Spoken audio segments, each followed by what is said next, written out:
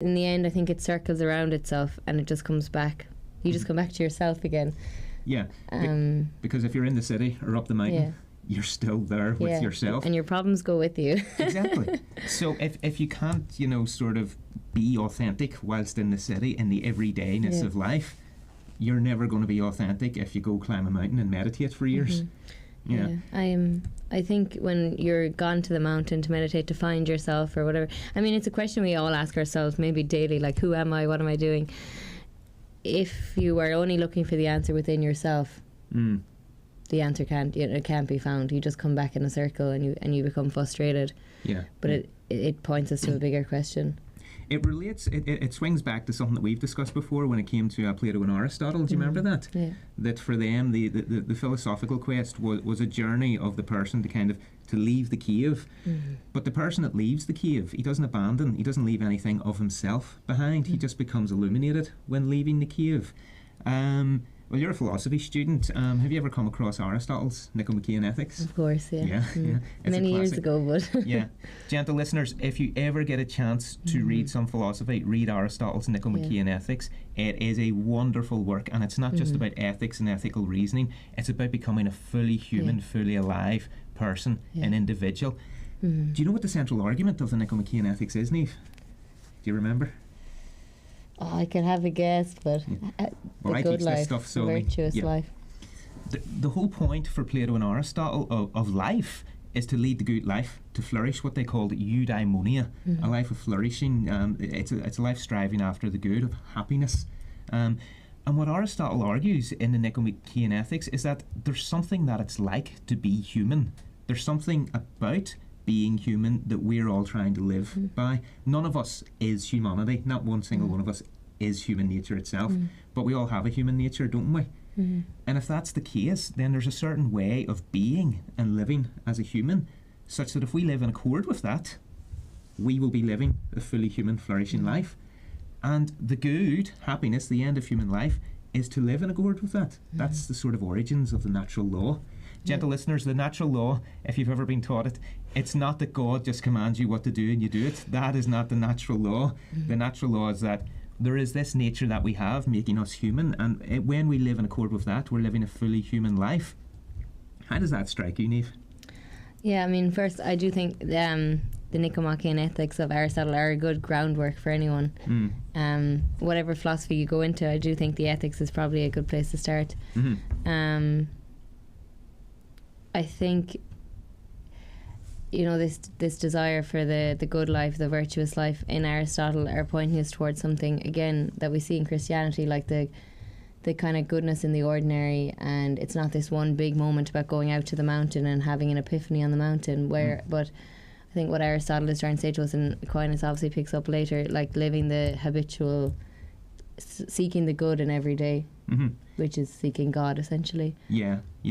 And do you remember the 4 cardinal virtues from the Nicomachean Ethics? I can remind you of them if you don't. Please, just a gentle reminder for a gentle listener. So, for the gentle listeners, Aristotle, when he's talking about the human good, he looks at what human nature is, and he sees there are these 4 features of human nature. Obviously, we're intelligent, we can understand things, right? We can will things, we desire things and we will them, so I mean, we all desire coffee, don't we? And, we do. We're going to will. This time of the year. Yeah. I think poor Niamh has given up coffee for Lent. So gentle listeners, if there's ever, kind of just an explosion, from Radio Maria because there's not been enough coffee, you'll know what's happened. But so we desire these things. So we understand things, we desire them. But not only that, we're animals, aren't we? And we've got these things, what Aristotle called passions. Now, when we think of passions today, it brings to mind all sorts of things. But what Aristotle meant by passions is that as animals, we suffer certain affectivities. Things affect us and we react to them in a certain way. And he distinguished between 2, didn't he? 2 types of passions.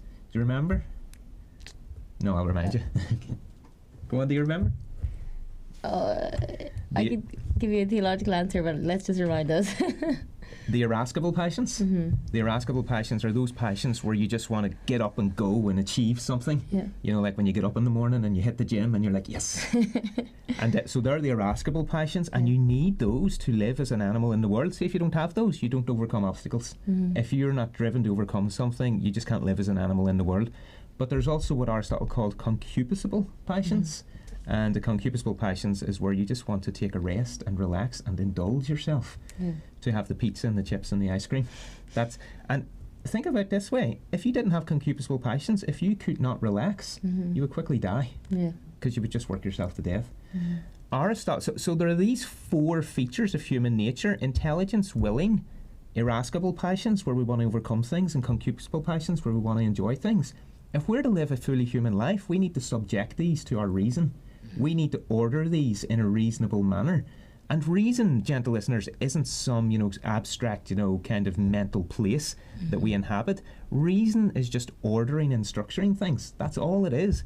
And so Aristotle argues that in order to subject these to reason, we need 4 virtues, one of which governs each of these parts of us. The virtue which governs intelligence, do you remember what it is? Begins with a P? No. Prudence. Oh my gosh, of course, yeah. Prudence is what organises our intelligence and allows us to understand what the right thing is to do in the right circumstances at the right time.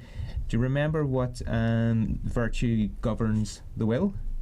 Justice. Justice, yeah. Did you see me writing that down? No, I actually knew that one. Justice orders the will so that we give each other their due whenever we're engaged with them. The virtue which governs our irascible passions, think our irascible passions are trying to, overcome something, to try and, face an obstacle. Well, the greatest obstacle that humans face is death. So fortitude or courage is the virtue which governs our irascible passions. And then finally, the virtue that governs our concupiscible passions, where we want to enjoy stuff. What's that? Temperance. Temperance, exactly.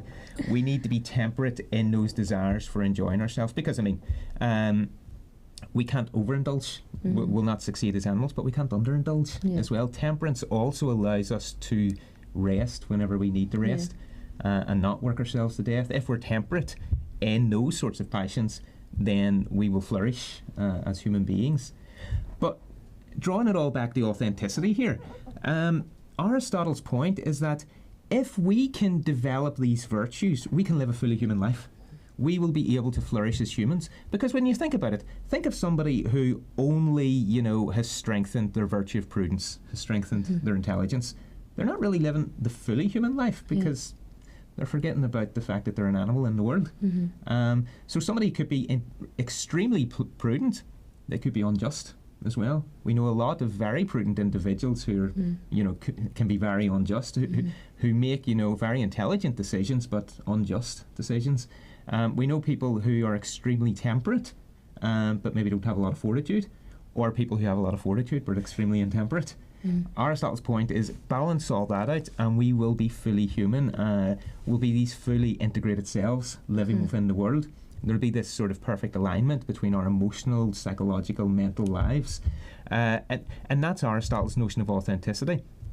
Now, I think we should draw this back to St. Catherine, okay? Because I think, this says something to what St. Catherine's saying, that if we be who God made us to be, we'll set the world on fire. But I also think that the gentle listeners should maybe have a coffee before we get into that. Or a tea, if you're joining me in the fast. If you're joining poor Niamh here. So, gentle listeners, we're going to have a little music break. Go off and get yourselves a cup of tea or coffee, and we'll be back in a few minutes.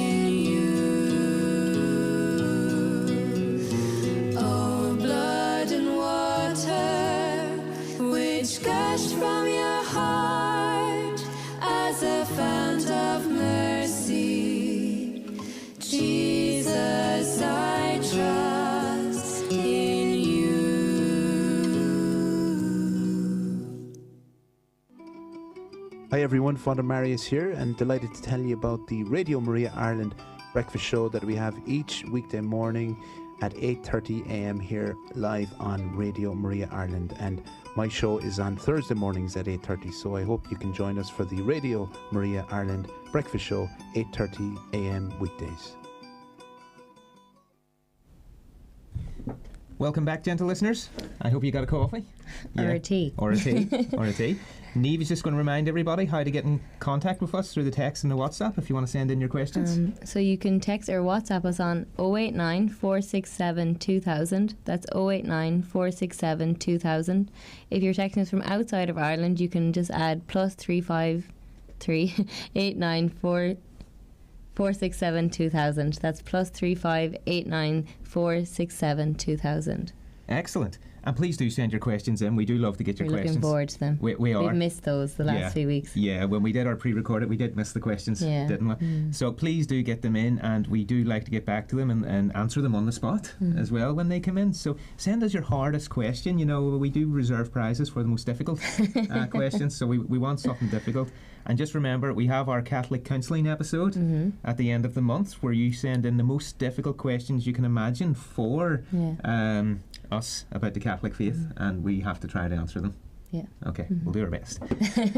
So, Niamh, let's draw things back to St. Catherine here. So we have Aristotle, and he's following in the footsteps of Plato. He was Plato's student. When we're fully human, we inculcate these virtues. So when we have the virtues, we become fully ourselves, fully human, and that leads to what he calls the happy life. Now, that sort of happy life isn't, the life of, 4 cups of coffee or Christmas morning. It's more that kind of life that when you get to the end of your life, you think that was a good life. Okay, I'm happy with that. I'm content. Okay, so I'm settled with that sort of life. So that's what Aristotle is after. Now, relate this back to St. Catherine for me. How do we get from there to St. Catherine? She's your hero. Well, just I had a different answer, but just what you said there makes it a little bit easier. So this happiness isn't that happiness we have on Christmas morning or after 4 cups of coffee. It's a happiness, or I think often joy is a better word. It's a joy that's innate in us. So even if I miss my bus or I spill mayonnaise on my trousers, which I did earlier, I can still feel joy, or I can still feel happiness amidst those sufferings, because if you're following the life that Aristotle is suggesting, it's ordered, and it becomes ordered, and these small little things become water off a duck's back rather than things that destroy your day, because they're focused on something higher. So obviously Aristotle was before Christ, but he was aware and he was searching for something higher. Yeah. And St. Catherine obviously becomes aware that that's Christ and that's God. Yeah. Because she herself suffered greatly, often sufferings. She offered penances, inflicted upon herself, but she herself in her family life and in her life suffered greatly also. But radiated that joy. Yeah. And it's the fascinating thing about St. Catherine, but not just about the great saints, but also people like Plato and Aristotle who did undergo challenge and hardships. And look, humanity, through the history of it, we know what challenge and hardships are. And what these ancient Greeks realised, and what St. Catherine knew as, revealed to her in her love for Christ, is that when we develop character, the virtue of character, anything that we face, such as not having your coffee or spilling your mayonnaise, it's not going to ruin your day. You're not going to fall to pieces over that, because you are, a confident, fully authentic individual living in the world, whom the world has no mastery over. You've got mastery over the world around you because you have mastery of yourself, and the world doesn't have mastery over you.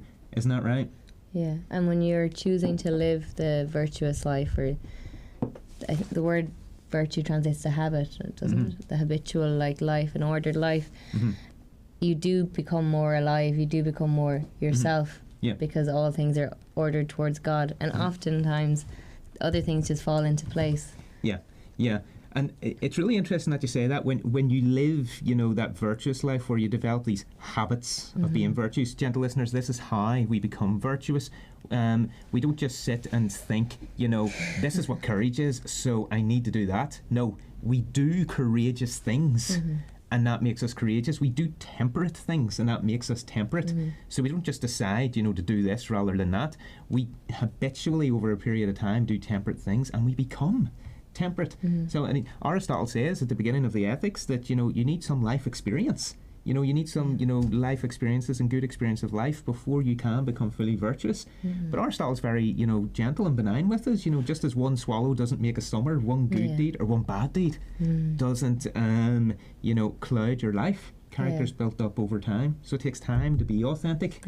But what I want to swing back to is this notion of a habit. You said you feel more fully alive. When you're living the authentic life, when you're living a fully human life, you feel fully alive. And I want to relate it back to something, and it's always the examples I give, is, have you ever been to the gym, Niamh? Yes. Have you ever worked out hard at the gym? Yeah. And then, twice. it's awful at the time, isn't it? It's like you're going to get sick. Yeah. But then afterwards, you're like, I feel so alive. I literally just feel buzzing. Because your body is doing what it has evolved to do, what it's been designed to do. So long as it's doing what it's been designed to do, it's living its full life. So why shouldn't it be the same for the soul? Or, well, for the ensouled individual, that if they, do everything that their human nature strives to do, they'll feel fully alive. And that doesn't mean going off and, meditating on the mountain. That means fully immersing oneself in the world. Yeah. Tell me about the good. The good. Tell me about this good that Aristotle and Plato were searching for as the goal, as the end of things. We identify that now, obviously, as God. The good is God, the good shepherd, which you said earlier. But obviously, Aristotle and Plato and the likes of them weren't aware of that good. But I think they took a look around them. They lived in the world around them. They recognized that there must have been something better than them exist, and you see that in Plato's writings, definitely in the cave, in his other dialogues. This search for knowledge and this search for truth really is that search for the good, which we see, I suppose, as the search for God. In Plato's thought, we talked about this a few episodes back, the highest principle of reality is the form of the good, and everything is just a manifestation of the form of the good. The reason being is that something which is good for you fulfills some sort of lack. If you're lacking something, the good is what fulfills that lack. So if you're hungry, food literally fills you. So the good is a principle which completes things. And so since all of created reality is incomplete in some way, it's not bad, but all of created reality is incomplete. It's not fully real. All of created reality is a kind of a shadow or an imitation of the good. And that's what's at the heart of reality. And there's two things here I kind of want to, sort of take us off on. One is the good of the human person, and that's, the dignity of the person. I really enjoy talking about that. But the other is finding that source of goodness at the heart of reality that Plato and Aristotle were after, which you were mentioning. Because we as Christians, we have a slightly different view about how to find that good. Because it's not like the good is hidden from us and we just have to climb Mount Olympus and find it, or leave the cave and find it. I mean, for Christians, what happens? Does the good find us, or do we find the good? Oh, gosh. I mean, I think in a way, the good, in us finding the good finds us, because we aren't always aware that we need this good, or that that good is God, but God has already kind of spotted us in the crowd, But I think Aristotle and Plato are really interesting, because even if you're not a Christian, you can have this search for good, or the desire for good. Exactly. That's the decisive originality of Christianity. Not that, Christianity is trying to be original. It's just true. But this is something that Christianity adds over any other world religion. It's not God who is lost. God isn't lost. God is perfectly at home where he is. We're lost. We left God behind. Humanity have left him behind, and he comes to find us. That's what the Good Shepherd is all about. St. John, my favourite Bible verse out of all of them, the Christ is the Good Shepherd. It's God that comes to find us. The good itself comes to find us. And if we would only let ourselves be found, the good could just, get inside us and, overtake our being. That's what Plato and Aristotle were striving after. They were striving to find that good. And God, by coming into the world, was coming to meet all those who were striving to find him. But notice something. Plato and Aristotle were only able to kind of strive to find to find the good God because they had already decided, well, look, the virtuous, the authentic human life is a good life. It is a good way to be. And so they took away all the barriers which would have been put in place to block out God's goodness. So living that virtuous life as a good kind of takes away barriers to God's grace within us. So there's a role here for pagan, for secular virtue, because that predisposes us to allow God to seep in through our pores. Yeah. How does that sound to you? Yeah, and of course, like, God is the unmover, God is never lost. And even if sometimes, you hear people, we would say, like, I can't find God, like, I can't get to him. Yeah. But it's because we have moved, because we've taken our eyes off what is the good. But even I think sometimes, even when you find the good, which is God, it doesn't necessarily seep into you because of that, because you weren't ready, or I suppose sin blocks us from being open to the good that is, which we've found. Yeah. And that raises a really interesting point, because if God, as the good itself, is the good shepherd, and the source of everything, the principle of all things, everything is secondary in relation to God, then when God comes to meet us, it's not because of anything we have done. Yeah. We haven't done anything to merit God's coming to meet us. It was whilst we were still lost in sin that he sends Christ. So the interesting thing there, you mentioned sin and how that turns us away from God. It's we who turn away from God, but God is still firing on all cylinders to try and meet us. We often think that, if only we could change, God would love us. We often think that. And that, a lot of people fall into that trap, that if only we could strive better, do better, that God would love us. The truth of the matter is, gentle listeners, that because God is the good itself, he loves you anyway, no matter what. Okay, he loves you anyway. Okay, it's when we sin that we turn away from that love. So we put ourselves outside of that love. Yeah. He doesn't stop loving us. If he did stop loving us, we would cease to exist. We exist because he loves us. So it's not that I just need to try really hard and God will love me. It's because God loves me that I can strive to transform. That's the basis that's the catalyst which allows me to transform and cease to be in sin, the fact that God loves me first. And my only response is to respond to that. Yeah. Doesn't that raise an issue for authenticity? Yeah. I suppose that kind of cliche question of who I am comes up again. And the answer is, you are created by God, you're good, you have dignity.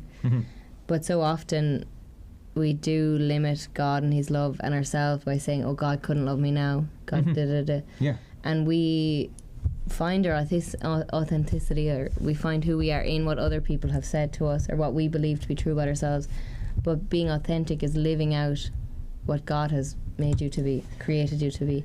Yeah. That's exactly where I wanted to go with that, because nice, Holy Spirit. What I want to draw out of that, you says, who am I, in relation to God? I'm a beloved child of God. Yeah. Even when I sin, I'm a beloved child of God, and it's because I'm a beloved child of God that I can overcome my sin. And we can get this, from Plato and Aristotle, the idea that the source of all existence is the good itself. So no matter what happens in creation, no matter what, there is nothing that could stop that source from loving us. We can never cease to be beloved children of God, no matter the sins that we commit. That's the basis of God's mercy. God so loved the world that he sent his only Son, not to condemn it. That's because God is the good itself. I do want to get on to the good of the human person. Yeah, juicy. Because we are beloved children of God, aren't we? But sometimes, you asked this question before on a previous show, why would this omnipotent, wonderful, great being have any concern for us? Why should he? Isn't it a bit arrogant of us to think that God would be interested in us? Isn't it a bit arrogant to think that God would be concerned about, you spilling mayonnaise and a good laugh, if anything. Yeah, and your job application and your grades at university and stuff. Why should God be interested in that? Yeah. That's an interesting question. Well, why would he be? I mean, I don't think God is necessarily interested in the grade that I got in my essay per se, but I think it goes back to St. Catherine when I'm doing what I've been created to do. So if I'm doing what God wants me to do, because if God is loving, of course he cares for what I'm doing, or he has a plan for me, because if God didn't have a plan for me, it would be very messy. And of course, you know, God has a plan for me, so I see it that, you know, God has a plan for me to be a student right now. So it's not that he really cares if I got an A or a B or a C, but if that I did all I did that I could do for that exam out of love for God. And that's when I'm being who I am. That's when I'm being authentic. Why should God be concerned about any person? Are persons valuable to God? We talk about being children of God. Why would we think that? Because God, I mean, God loves. He is love itself. So he created all out of love. And anything you love, you have concern for. Does he value, you know, the human person more than he values, say, my dog? I think so. He has endowed you with a rational soul. And I'm sure he appreciates the dog, hence the dog's existence. Exactly. But he has endowed human beings in, you know, in the story of Adam and Eve in Genesis with a special mission, and he himself made himself known in his son, a human. So that raises a really interesting issue about human beings being special creatures, because on the sixth day of creation, after he creates humans, he's done. There's nothing more to create. That would suggest that it's with the creation of the human creature that creation is brought to completion. And it also kind of raises the issue that if creation is brought to completion with the creation of humans, once humans fall, creation itself is defaced and fallen. So maybe in the next segment we should explore the value of the human person and why human persons are so important. Gentle listeners, if you would like to text in, either through text or through the WhatsApp, it's 089 467 2000. That's 089 467 2000. And if you're texting from outside of Ireland, it's plus 353 89 467 2000. That's plus 353 89 467 2000. Go off, boil the kettle, have another coffee. I'm not giving up coffee for Lent. So have another I did that one year and it wasn't pretty. Unspeakable.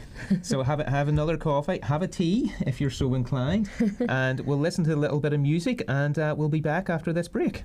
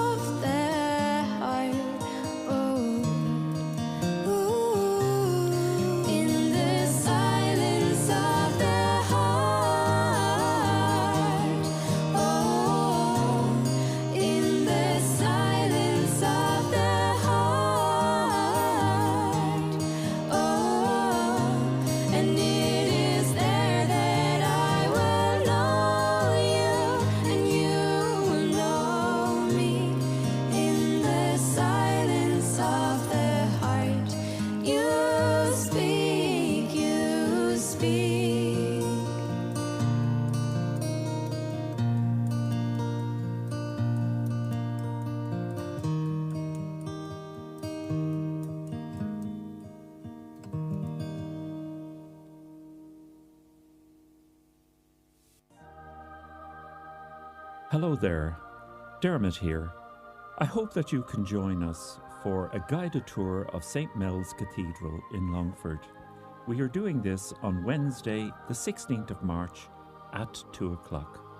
All you have to do is to reserve a place to have a guided tour of St. Mel's. It's a wonderful cathedral, and there are many interesting and miraculous facts. I hope that you can join us then. To make a reservation, why not contact us on 01 412 3456. We'd be delighted to have you along, and that's at 2 o'clock on Wednesday the 16th. We look forward to meeting you then.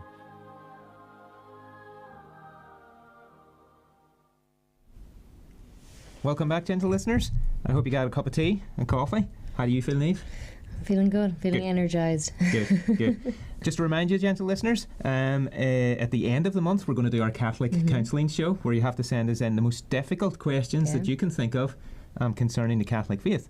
But I will also point out that we will be pre-recording a show coming up, because in and around the week of St. Patrick's Week, you know, we will be off on reading week. Not a week off. Not a week off, but it'll be a reading week. Yeah. So universities have these things called reading weeks, because we designate 1 week in the semester where we read. Where we have to read. Yeah. We don't read any other weeks, just that week. Well, I don't. Yeah. Just joking for any lecturer that's listening.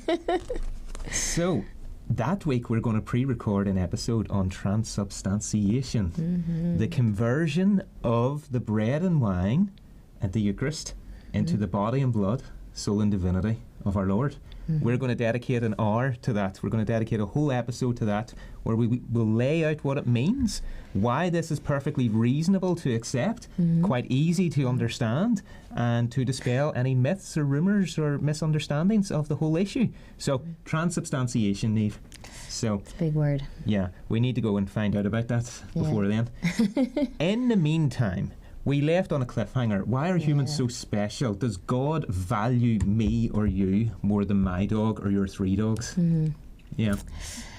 I've never heard, I've heard is my dog different to me or whatever?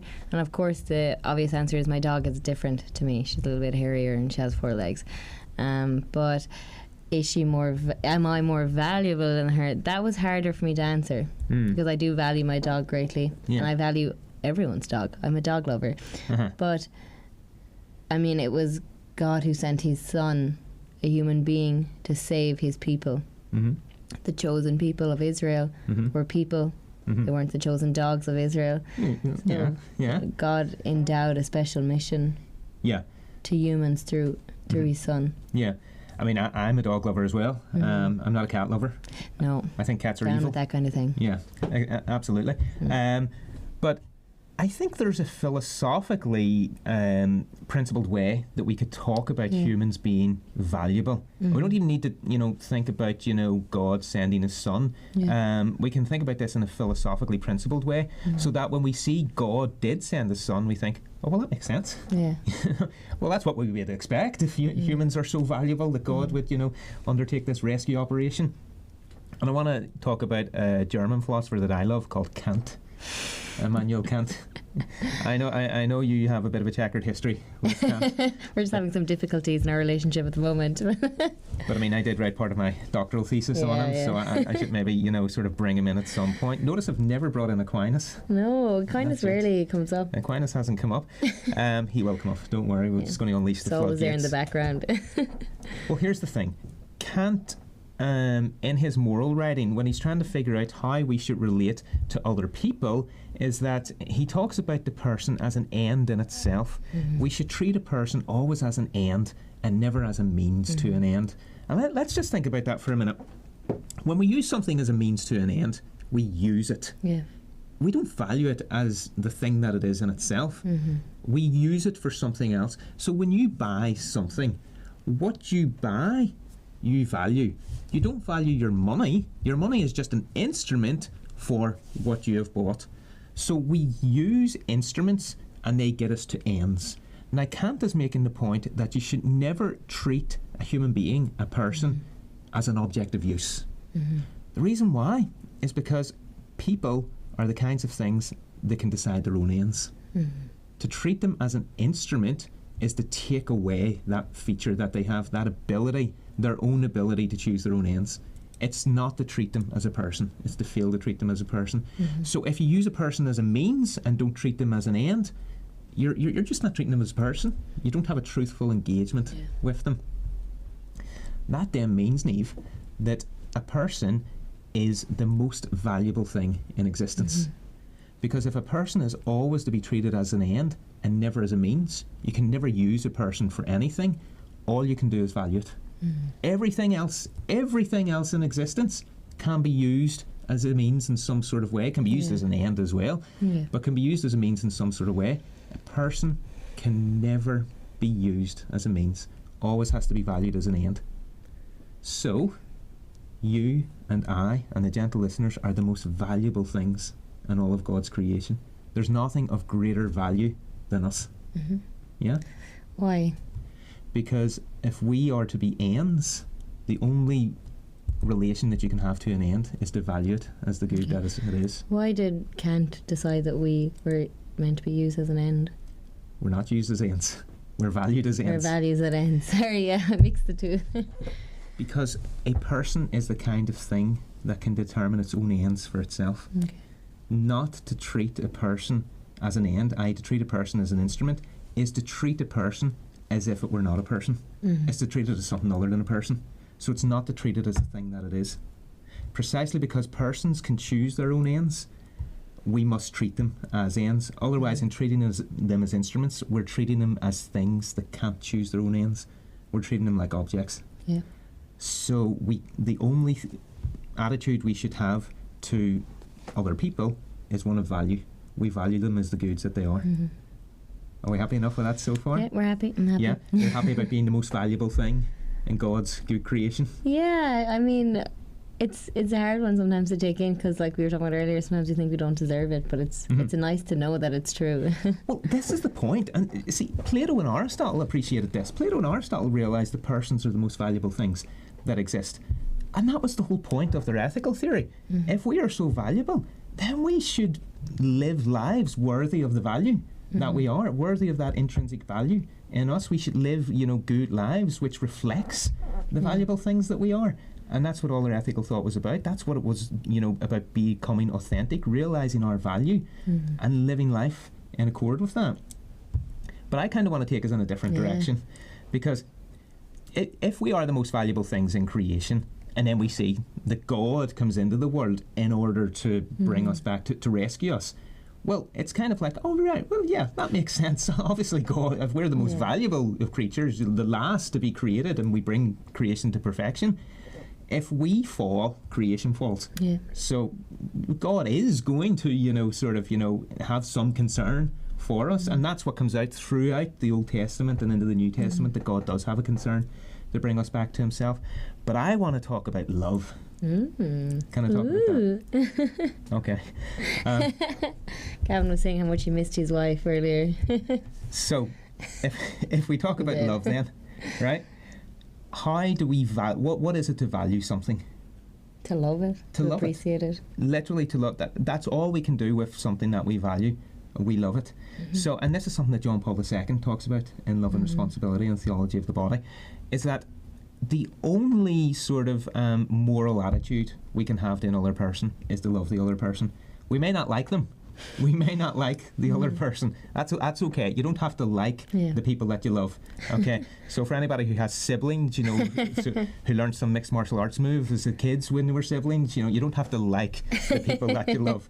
It would be good if you did like the people that you love, but that's not always the case. No.